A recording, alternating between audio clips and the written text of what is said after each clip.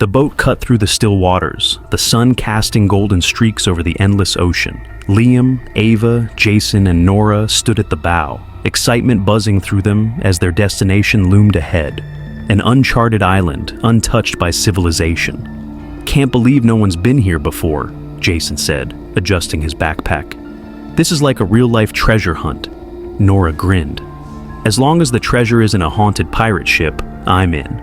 Liam, the most cautious of the group, eyed the dense jungle ahead. "We stick together, no wandering off." The boat anchored at the shore, and they jumped into the warm sand. Towering trees loomed over them, their twisted roots clawing at the earth like ancient fingers. Then they noticed something strange. There were footprints in the sand, but not just any footprints, their own. The friends froze, staring at the identical imprints leading up the beach. "That's weird," Ava said, forcing a laugh. "Maybe the tide washed away older prints, and these are from when we landed." Liam shook his head. "We just got here." Jason bent down, running his fingers through the sand. "These prints are dry. They've been here a while." A heavy silence settled between them. The wind whispered through the trees, carrying voices, too soft to understand. Nora shivered. "Let's just set up camp." They moved inland, past the towering palms and into the thick jungle. But the deeper they went, the more the island felt aware. It was as if the trees leaned toward them, their branches shifting when no wind blew. The ground felt soft, like stepping on something breathing. And then they saw it. A massive stone eye, carved into a rock face, half hidden by vines. It was ancient, yet the cracks in the stone seemed fresh, like it had just blinked.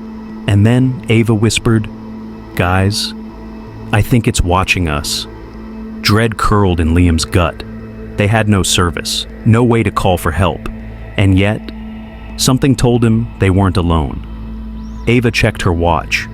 "It's already 4 p.m. That can't be right." Jason frowned. "We got here at noon. It should be, 1 p.m.? Their phones and watches all showed different times. Some froze, others jumped forward by hours. "We should leave," Liam said, turning back toward the shore. But the path behind them was wrong.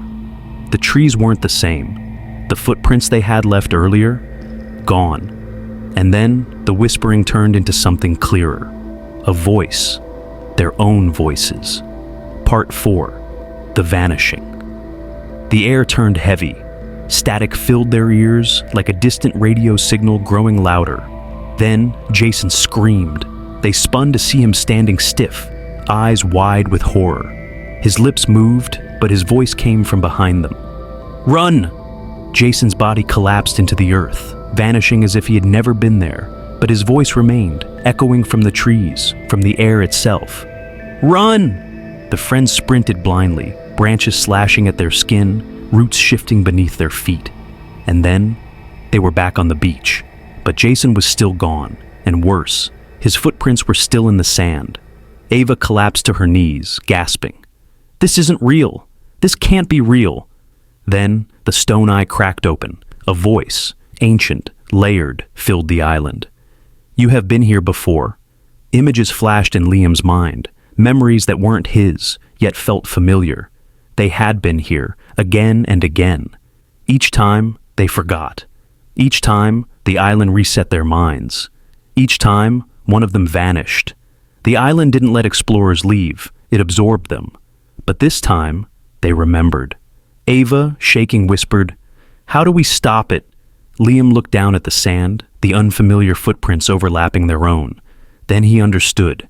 The island didn't erase them, it replaced them. Jason wasn't gone, he was trapped, and the only way to break the cycle was to reject the island's rules. Liam grabbed a rock and smashed his own footprints in the sand. Nora followed, then Avenue.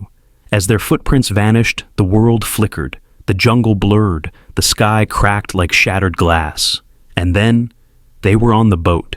Jason gasped beside them, as if waking from a deep sleep. What the hell just happened? The island was gone, not in the distance, not on any map, just gone.